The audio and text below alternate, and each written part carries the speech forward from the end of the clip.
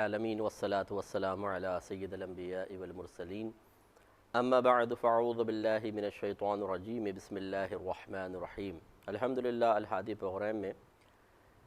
پچھلے دو پروگرام سے ہم اطاعت رسول، اطاعت کا ہمارا موضوع ہے اطاعت اور اتباع، اس میں اللہ کی اطاعت بھی ہے اور رسول کی اطاعت بھی ہے۔ چنانچہ ہم نے اس موضوع کا انتخاب کیا کہ قرآن پاک اللہ تبارک و تعالیٰ اور اس کے رسول کریم صلی اللہ علیہ وسلم کی اطاعت کے بارے میں کیا کہتا ہے۔ اسی طریقے سے پھر کچھ ایسے لوگ ہوتے ہیں جنہیں نبی کریم صلی اللہ علیہ وسلم کے نائب ہونے کا شرف حاصل ہے، ان کی اطاعت کا کیا حکم ہوگا۔ تو پہلے جو نئے دیکھنے والے ہیں جنہوں نے ہمیں ابھی جوائن کیا ہے، ان کو ہم پھر دفعہ یہ عرض کر دیں کہ ایک لفظ اطاعت ہوتا ہے، ایک اتباع ہوتا ہے۔ اطاعت ہوتی ہے حکم کے جواب میں، یعنی اطاعت کا مطلب ہوتا ہے کہنا ماننا، حکم ماننا، اور اتباع کا مطلب ہوتا ہے کسی کے عمل کی پیروی کرنا۔ گویا کہ قول کی اتباع ہوگی، قول کو ہم مانیں گے، حکم کو سن کر کچھ عمل کریں گے تو اطاعت کہلائے گا، اور کسی کے عمل اور فعل کو دیکھ کر اس کو اختیار کر لیں گے تو اس کو اتباع کا نام دیا جاتا ہے۔ نبی کریم صلی اللہ علیہ وسلم کے قول کی اطاعت ہوگی اور آپ کے فعل اور عمل کی اتباع ہوتی ہے۔ ہاں، اگر کسی عمل کے ساتھ حکم بھی شامل ہوگا تو وہاں دونوں چیزیں جمع ہو سکتی ہیں۔ مثلا نبی کریم صلی اللہ علیہ وسلم نے نماز پڑھنے کا حکم دیا اور پھر نماز کا طریقہ ہمیں باقاعدہ خود ادا کر کے سکھا دیا، تو اب اس میں نماز میں دونوں چیزیں ہیں، اطاعت بھی ہے، اتباع بھی ہے۔ اطاعت اس اعتبار سے کہ نبی کریم نے حکم دیا، ہم اس کو مان رہے ہیں، اطاعت، اور آپ کے عمل مبارکہ کے مطابق ہم نماز ادا کر رہے ہیں، اس کو اتباع کہیں گے۔ اس اعتبار سے آپ کو بتایا تھا کہ مسلمانوں کی چار قسمیں ہوتی ہیں۔ جو سب سے اعلیٰ درجے پر ہیں وہ لوگ ہیں جو اطاعت بھی کرتے ہیں اور اتباع بھی کرتے ہیں۔ نبی کریم صلی اللہ علیہ وسلم کا کوئی حکم ان تک پہنچ جائے تو مجال انکار نہیں ہے، اور آپ کے کسی عمل مبارکہ کے بارے میں سن لیں تو حتی الامکان کوشش کرتے ہیں کہ اس عمل کو اختیار کر کے اس کی برکات سے فیضیاب ہوا جائے۔ یہ سب سے افضل گروہ ہوتا ہے۔ دوسرے وہ لوگ ہوتے ہیں جو اطاعت کرتے ہیں لیکن اتباع کے معاملے میں ان سے تھوڑی سی کوتاہیاں ہو جاتی ہیں، اور اس کی وجہ یہ ہوتی ہے کہ اطاعت تو فرض ہے، وہ اس کو کرتے ہی کرتے ہیں، لیکن اتباع ہمیشہ لازم نہیں ہوتی ہے، کیونکہ نبی کریم صلی اللہ علیہ وسلم کے بہت سارے افعال و اعمال ایسے ہیں جو آپ نے بطور عادت اپنائے تھے، جیسے بالوں میں کنگھا کرنا ہے، کھانا پینا، سونا جاگنا، اٹھنا بیٹھنا، مہمان نوازی کے آداب وغیرہ ہیں، اسی طریقے سے چلنے کا ہے، پھر جوتے پہننا، لباس پہننا اتارنا، یہ وہ چیزیں تھیں جو سرکار صلی اللہ علیہ وسلم نے عادتاً اختیار کی تھیں۔ ان کو اگر کوئی اختیار کرے تو بہت اچھی بات ہے، کیونکہ جس عمل کو نبی کریم صلی اللہ علیہ وسلم سے نسبت ہو جائے یقیناً وہ عمل باعث برکت ہوگا۔ لیکن خود مزاج شریعت اگر آپ دیکھیں تو ان چیزوں کو نہ فرض رکھا، نہ واجب رکھا، نہ سنت مؤکدہ رکھا، نہ بعض صورتوں میں غیر مؤکدہ رکھا، بلکہ مستحب کے درجے میں رکھا ہے۔ اور مستحب وہ عمل ہوتا ہے کہ کریں تو ثواب پائیں گے، نہیں کیا تو کوئی گناہ نہیں ہے۔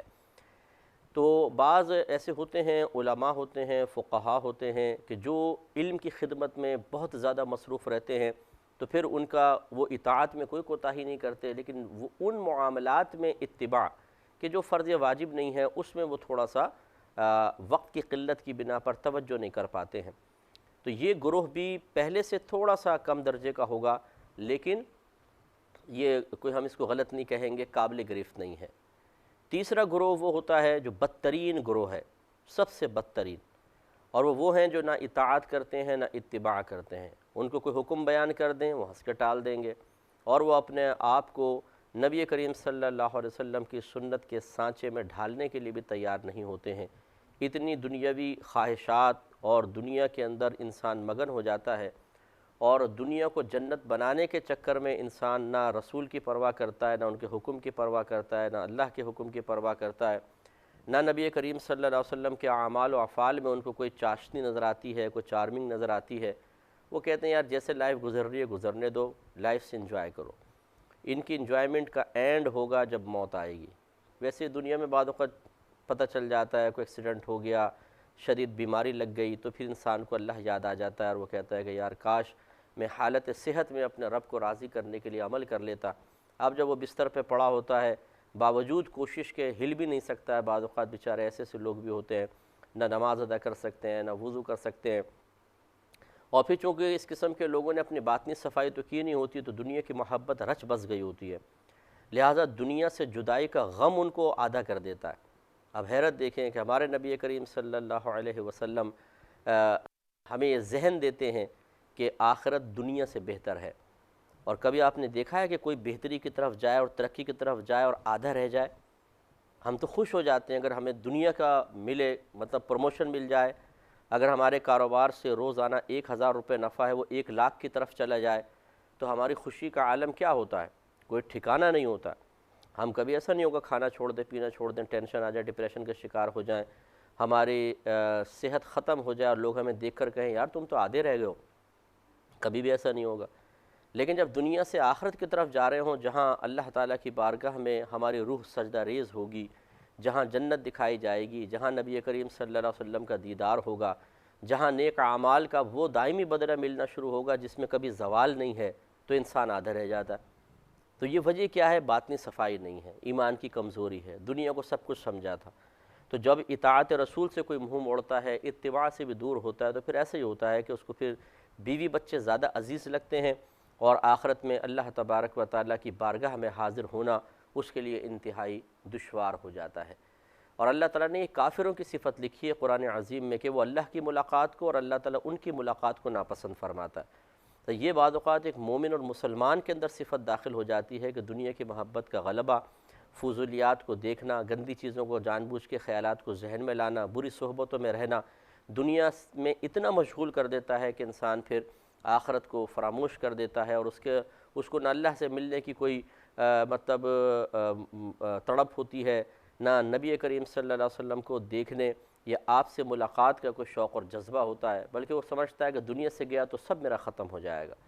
بہرحال تو نہ وہ اتباع کرتے ہیں نہ اطاعت کرتے ہیں، بدترین گروہ ہے۔ چوتھا گروہ وہ ہوتا ہے جو اطاعت نہیں کرتا، وہ اتباع کر کے اپنے آپ کو بہلاتا رہتا ہے۔ یہ وہ لوگ ہیں جو زیادہ تر جاہل دیندار کہلاتے ہیں، جاہل بھی ہوتے ہیں لیکن اپنے آپ کو دیندار کہتے ہیں، چہرے پہ داڑھی رکھ لی ہے مثال کے طور پر، اور مستحبات میں لگے ہوئے ہیں۔ اب انہیں فرض کا کہیں بھی نماز بھی پڑھ لو، نماز نہیں پڑھیں گے، روزوں میں کوتاہی کریں گے، اور اسی طرح رزق حلال کے معاملے میں کوئی احتیاط نہیں ہے، لیکن ظاہری گیٹ اپ چینج کرنے میں اور نبی کریم صلی اللہ علیہ وسلم کے اعمال کو جان کر بھی کوئی ہمیں سنت بتائیے، کچھ یہ بتائیں، کوئی بتائیں، وہ اس پہ تھوڑا بہت عمل کی کوشش کرتے ہیں۔ تو یاد رکھیں کہ اتباع بغیر اطاعت کے فضول ہے، یعنی اس کا کوئی فائدہ نہیں ہے۔ وجہ اس کی یہ ہے کہ جب تک فرض اور واجب انسان پورے نہیں کرتا اس کے نوافل بھی مقبول نہیں ہوتے۔ یہ بالکل ایسا ہے کہ جیسے آپ کسی فیکٹری میں جاب کرتے ہوں، صبح 8 سے شام 8 بجے تک ڈیوٹی ہے، پھر 8 سے شام 10 بجے تک اوور ٹائم کے 2 گھنٹے ہیں، اور کوئی شخص صبح 8 سے شام 8 تک نہیں آتا، ڈیوٹی پر نہیں آتا، اوور ٹائم کے لیے شام 8 بجے پہنچ جاتا ہے کہ میں 2 گھنٹے کا اوور ٹائم لگا لوں۔ تو یقینی سی بات ہے کہ اوور ٹائم کی اپنی کوئی مستقل حیثیت نہیں ہوتی ہے، پہلے ڈیوٹی ہے تو اوور ٹائم ویلڈ ہے۔ ایسا نہیں ہو سکتا کہ آپ ڈیوٹی پہ نہ آئیں اور کہیں میں صرف اوور ٹائم کرنے آ جاؤں گا، تو کہیں گے حضور آپ باہر ہی نکل جائیں۔ تو اسی طریقے سے دینی معاملات ہوتے ہیں۔ تو بعض لوگ یہ جاہل ٹولہ ہوتا ہے کہ جو ظاہر ان کا دیکھیں، داڑیاں بھی رکھی ہوئی ہیں، لباس بھی ڈھیلے ڈھالے پہنے ہوئے ہیں، لیکن نہ نماز پڑھ رہے ہیں، نہ روزہ ہے، نہ نگاہوں کی حفاظت کا شعور ہے، نہ گناہوں سے بچ رہے ہیں، نہ رزق حلال وغیرہ کے معاملے میں احتیاط۔ تو اس کا مطلب اطاعت نہیں ہے، اتباع ہے۔ یہ یہ جو تیسرا گروہ میں نے بتایا اس سے اسی کے لیول کے ہیں، کوئی اچھائی اس میں نظر نہیں آتی ہے، بلکہ یہ ان سے زیادہ مطلب دھوکے میں مبتلا ہے کہ وہ کم از کم کوئی نہ اطاعت کر رہا ہے نہ اتباع کر رہا ہے، تو کم از کم یہ تو ہے اس کو احساس ہے یار میں برا کر رہا ہوں، شاید کبھی احساس ہو جائے۔ لیکن یہ بعض لوگ ایسے ہوتے ہیں کہ جو سمجھتے ہیں کہ ہم بہت نیک عمل کر رہے ہیں، بہت اچھا کر رہے ہیں، تو یہ اپنے آپ کو گناہگار سمجھنے کے لیے تیار نہیں ہوتے، اپنے آپ کو کم تر سمجھنے، قابل گرفت سمجھنے کے لیے تیار نہیں ہوتے۔ تو یہ میں نے تفصیل سے پچھلے پروگرام میں بھی عرض کیا تھا، بار بار اس لیے ذکر کرتا ہوں کہ ہمارا کام ہی شعور کی بیداری ہے۔ تو ہو سکتا ہے کہ کسی بھائی بہن نے پہلے نہ سنا وہ اب سنے، اور جس نے سنا ہے وہ تکرار کے ساتھ سنے، تاکہ یہ مضامین ذہن میں راسخ ہو جائیں۔ جب ایک دفعہ بڑا اپنی اصلاح کر لے گا تو آنے والی نسلیں اصلاح پذیر ہوں گی۔ ہمارے ہاں جو نسلیں خراب ہو رہی ہیں وہ بڑوں کی نکمے پن کی وجہ سے، معذرت کے ساتھ، کہ ہمارے بڑے جو ہیں وہ نہ اطاعت کرتے ہیں نہ اتباع کرتے ہیں، اور اپنے آپ کو ایک برے رول ماڈل کے طور پہ اپنے اولاد کے سامنے اپنے آپ کو پیش کر کے انہیں بھی بے عملی پر دلیر کر دیتے ہیں۔ وہ جب اپنے باپ کو بے عمل دیکھیں گے تو اولاد کیسے باعمل بنے گی؟ اور بعضوں کو میں نے دیکھا ہے خود کچھ نہیں کریں گے، میری خواہش ہے کہ میرا بیٹا حافظ قرآن ہو جائے۔ ارے بھائی خود بھی تو کچھ کر کے دکھائیں۔ بیٹوں کے بچوں کے لیے اتنی خواہشیں ہیں کہ بھئی یہ ایسا ہو جائے ایسا ہو جائے، خود آپ کے لیے بھی کچھ شرعی طور پہ تقاضے ہیں یا نہیں ہیں؟ ان کو فراموش کیے بیٹھیں، پرواہ ہی نہیں ہے بیٹا میرا حافظ قرآن ہو جائے۔ ہاں حالانکہ حافظ قرآن ہونا بھی کوئی مطلب اس بچے کے لیے بھی اخروی لحاظ سے تمام تر امور کا حل نہیں ہے، تمام تر پریشانیوں سے نجات کا حل نہیں ہے۔ اس کو علم دین سیکھنا پڑے گا، فرض علوم سیکھنے پڑیں گے تب کہیں ہوگا۔ حافظ قرآن کو تو پتہ ہی نہیں ہوتا میں پڑھ کے آ رہا ہوں، صرف قرآن یاد ہوتا ہے لیکن نہ اس نے ترجمہ پڑھا نہ تفسیر، تو کیسے قرآن سمجھ میں آئے گا؟ تو کہنے کا مطلب یہ ہے کہ ان چیزوں پہ غور و تفکر کرنا بڑوں کے لیے انتہائی ضروری ہے تاکہ یہ اچھی سوچیں بچوں میں منتقل ہوں، اور اپنی اولاد کو بٹھا کے یہ پروگرام دکھوائیں تاکہ بچے دیکھیں، ہمارے ینگسٹرز ان پروگرامز کو دیکھیں اور ان کی سوچ اچھی بنے، کیونکہ کل وہ بھی بڑے ہوں گے، کل یہی مستقبل کے بڑے ہیں تو ان کی آنے والی نسلیں ان سے سیکھیں گی۔ تو اطاعت رسول کا میں نے آپ کو بتایا تھا کہ قرآن عظیم میں جا بجا ذکر ہے اطاعت اللہ کا بھی اور اطاعت رسول کا بھی، اور جب قرآن حکیم میں کوئی حکم بیان کر دیا جائے تو اس کو ماننا ہم پر لازم اور ضروری ہو جاتا ہے۔ تو اس سلسلے میں سورہ نساء کے آیت نمبر 59 میں نے آپ کی خدمت میں ذکر کی تھی کہ یا ایھا الذین آمنوا اطیعوا اللہ واطیعوا الرسول واولی الامر منکم، اے ایمان والو اللہ کی اطاعت کرو، رسول کی اطاعت کرو، اور ان کی جو تم میں حکم والے ہیں۔ تو حکم والے سے مراد میں نے آپ کو بتایا تھا، مفسرین اس پہ متفق ہیں کہ ان سے مراد فقہاء ہیں، وہ علماء جو قرآن و حدیث سے مسائل نکال کے پھر لوگوں کو بتائیں گے کہ بھئی یہ اللہ کا حکم ہے، یہ رسول کا حکم ہے، ان کی اتباع کرنی ہوگی، اطاعت کرنی ہوگی۔ اور اسی طریقے سے علماء میں نے یہ بھی آپ کو سمجھایا تھا کہ تغیر زمانہ کے اعتبار سے مسائل بدلتے ہیں، یہ بتائیں گے کہ اس مسئلے میں اب تبدیلی ہے، یہ والا مسئلہ اختیار کریں، یہ مسئلہ قرآن عظیم میں موجود ہے فَاسْأَلُوا أَهْلَ الذِّكْرِ إِن كُنتُمْ لَا تَعْلَمُونَ، اگر تم نہیں جانتے تو اہل علم سے سوال کرو۔ تو لہٰذا معلوم ہوا کہ اہل علم سے سوال اسی لیے کرنا ہے کہ آپ ہمیں بتائیں، ہم آپ کی اطاعت کریں گے۔ اور یہ بعض لوگ ایسا ہوتا ہے جب علماء کوئی مجتہدانہ صلاحیتوں کو استعمال کرتے ہوئے کوئی مسئلہ ذکر کرتے ہیں، لوگ کہتے ہیں کہ جی شریعت میں بتائیں کیا ہے۔ تو میرے بھائی قرآن اور حدیث کے احکام یہی تو شریعت ہیں، اور اس حکم میں سے ایک حکم یہ بھی ہے کہ علماء کی اطاعت کی جائے۔ تو لہٰذا جب علماء دیانتداری سے اجتہاد کر کے کسی مسئلے کے بارے میں کچھ ذکر کرتے ہیں تو سمجھ لیجئے کہ یہ آپ شریعت پر ہی عمل کر رہے ہیں، کیونکہ ان پر عمل کروانے کے لیے اللہ تعالیٰ کے رسول نے حکم ارشاد فرمایا۔ لیکن میں نے آپ کو سمجھایا تھا، دیکھیں یہاں لفظ اطیعوا اللہ، اطاعت کا لفظ ساتھ آیا، اطیعوا الرسول، اطاعت کا لفظ آیا، لیکن پھر آگے وَأُولِي الْأَمْرِ مِنْكُمْ، ادھر نہیں فرمایا کہ اطیعوا أُولِي الْأَمْرِ مِنْكُمْ، أُولِي الْأَمْرِ مِنْكُمْ، ایسا نہیں ہے، یہاں پہ اطیعوا کا لفظ نہیں ہے۔ تو اس سے نتیجہ نکلا کہ اللہ تعالیٰ کی اطاعت بغیر کسی اور چیز کو دیکھے ہوئے ماننی پڑے گی، کرنی پڑے گی۔ نبی کریم صلی اللہ علیہ وسلم کی اطاعت بھی بالکل آنکھیں بند کر کے گویا کہ کرنی پڑے گی۔ لیکن اگر علماء کرام کچھ کہتے ہیں فقہاء، تو اس میں یہ ضرور ہے کہ پہلے یہ دیکھیں گے کہ ان کا قول قرآن و حدیث کے موافق ہے یا نہیں ہے، یہ ضروری ہے۔ ایسے بھی لوگ ہوتے ہیں جو اپنے آپ کو اسکالر کہتے ہیں،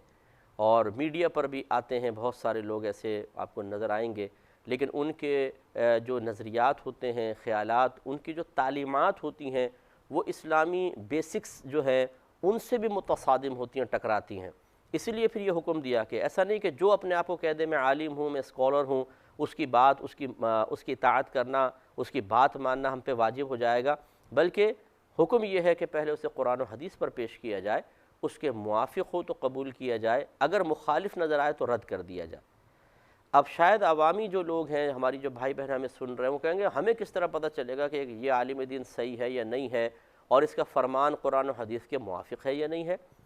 تو بالکل آپ نے ٹھیک کہا۔ اب اس میں یہ ہے کہ کم از کم ایک شخص کا ظاہر جب بالکل شریعت کے مطابق ہے، اور آپ کے اطراف میں جو کوئی نہ کوئی کسی نہ کسی اچھے صاحب علم سے انسان کا رابطہ ہوتا ہے، وہ اس کے بارے میں تصدیق بھی کر رہے ہیں کہ ہاں یہ بہت اچھی بات کہہ رہے ہیں، یا آپ نے مستقل کسی کو بہت عرصے تک سنا اور قرآن و حدیث کے خلاف کوئی آپ نے بات ایسی نہیں سنی کہ جو بیسکس کے خلاف ہو، قرآن پاک کے یا حدیث کے اندر جو کچھ عقائد بیان ہوئے ہیں یا تعلیمات ہیں بنیادی، ان کے خلاف کوئی بات کہہ رہا ہو۔ اگر ایسا نظر نہیں آتا تو پھر وہ لائق اتباع ہو سکتا ہے، آپ اس کی اطاعت کر سکتے ہیں، بالکل کر سکتے ہیں۔ لیکن اگر آپ کو شبہ ہو ذرا بھی تو پھر اس کی تصدیق دوسروں سے کر لیں، یہ بہت ہی بہتر ہے۔ بہرحال یہ ضرور ہے کہ عوام الناس بیچاری نہیں سمجھ سکتی ہے کہ کون صحیح کہہ رہا ہے یا غلط کہہ رہا ہے، یا کس حد تک صحیح کہہ رہا ہے، کس حد تک غلط کہہ رہا ہے۔ یہ اللہ تبارک و تعالیٰ کا خصوصی کرم ہوتا ہے کسی پر کہ اسے ایسے لوگوں سے رابطے کا موقع مل جاتا ہے کہ جو بالکل